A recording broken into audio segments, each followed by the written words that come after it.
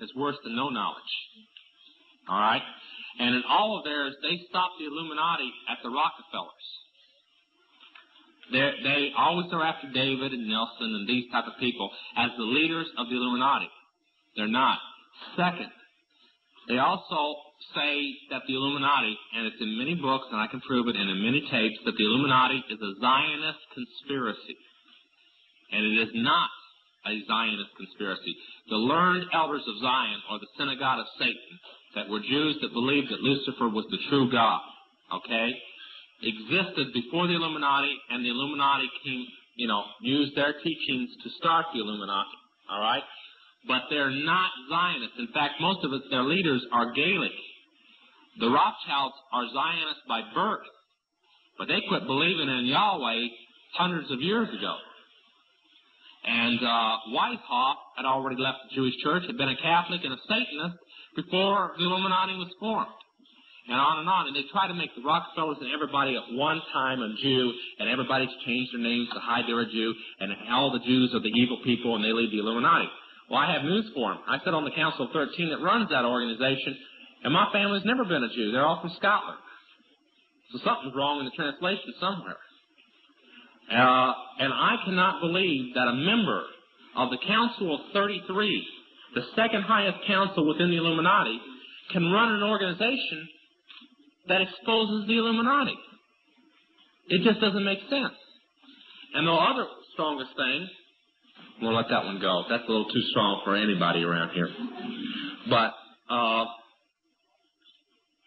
I can say is that the Birch Society is like the Masons. Now, I'm going to hit another group here. You're not going to like it. We've got some people here, but hear me out before you all want to lynch me at one time. It's like the Charismatics.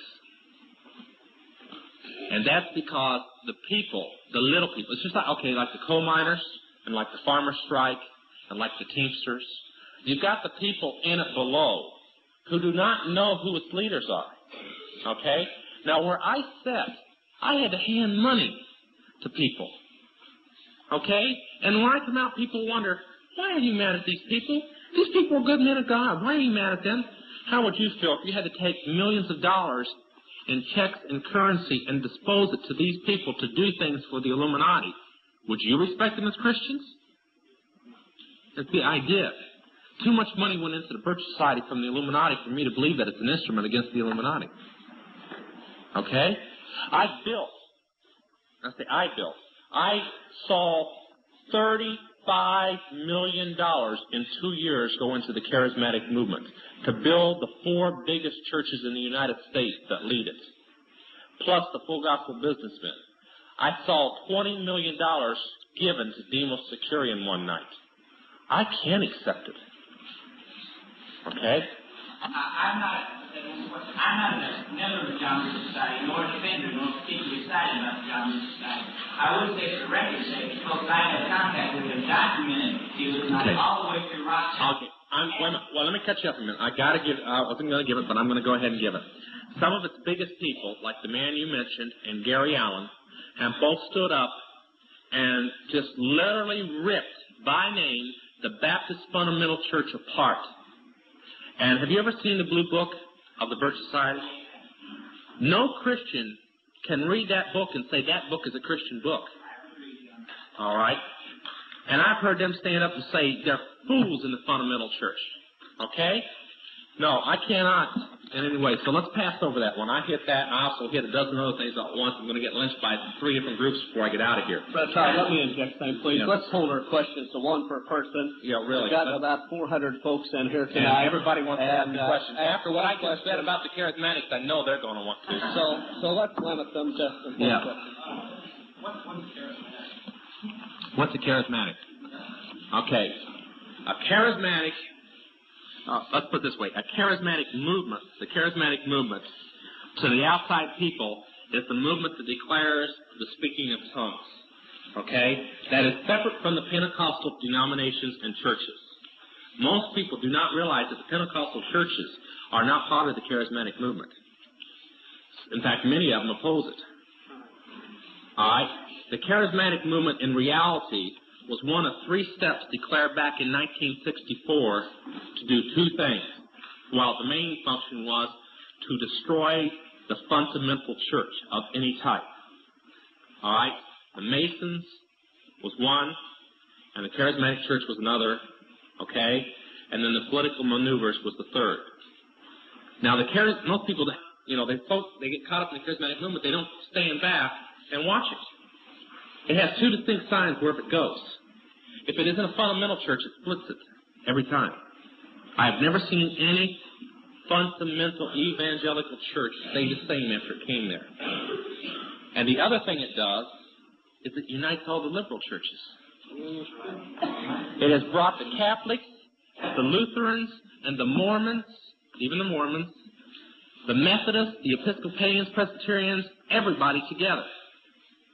Now, I'm going to make some quotations. See, I'm not a charismatic, I admit it, but I'm not a Baptist either, so don't say I'm saying it because I'm a Baptist. I'm against it. I'm against it for one reason. I was on the Council of 13 and had to pay too many millions of dollars out to that organization to accept that it be of God and its leaders, since I know most of its leaders by first name basis. They used the charismatic movement to establish Jesus Rock. I had to deliver a $4 million check that was the second $4 million check that Chuck Smith, that created Calvary Chapel and Maranatha Productions, received from the Illuminati. And he knew it was Illuminati money before you go out of here and say that he didn't. The purpose of it was to build Maranatha Industries and Productions, which started Jesus Rock. Back when the Christian church was preaching against rock music, not knowing why, but preaching against it just the same, and throwing it out the churches, that scared the Illuminati and the occult world to death. At that time, they almost thought their end had come. Because if that really happened within the Christian church would have the biggest mass revival of souls in the United States that this world has ever seen. That's the purpose for rock music, to make sure that that never takes place. Now, okay, let me finish all this, because it's long, before any hands come rushing up. When that took place, they got scared. So they got smart, they thought, and they built Jesus Rock.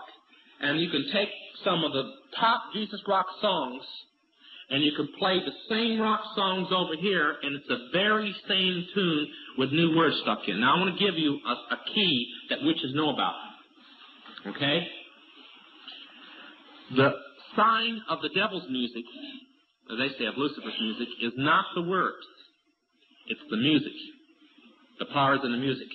The sign of Christian music is not the music. It's the words. That's why one song written by a group will catch on and will bless Christians' hearts, and others won't. Have you ever wondered why the Gaithers are the number one group in the United States? It's not because they sing great. It's because of the songs they write and the power in those songs. Now, I know from being in the occult world the power in music.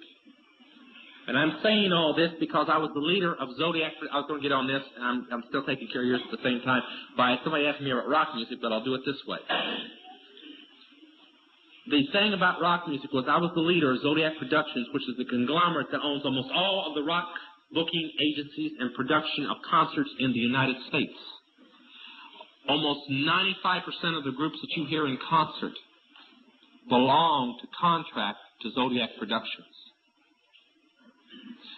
Most of the friends that I have that are still in the world are friends that I met in the rock industry of people whose albums you buy today. Okay? The Illuminati doesn't produce rock music to entertain you. They don't produce rock music to make money. They don't need that money. They own everything anyway. They do it to put demonic influence in your life. The music is a spell, and every witch knows it. That's why when somebody's saved out of the occult, and they say, to say, Pastor, what do I do? The pastor will go, well, burn everything that has to do with the occult. That's all the pastor says. And they'll bring in their rock records. Nobody has to tell them to do it. They were in witch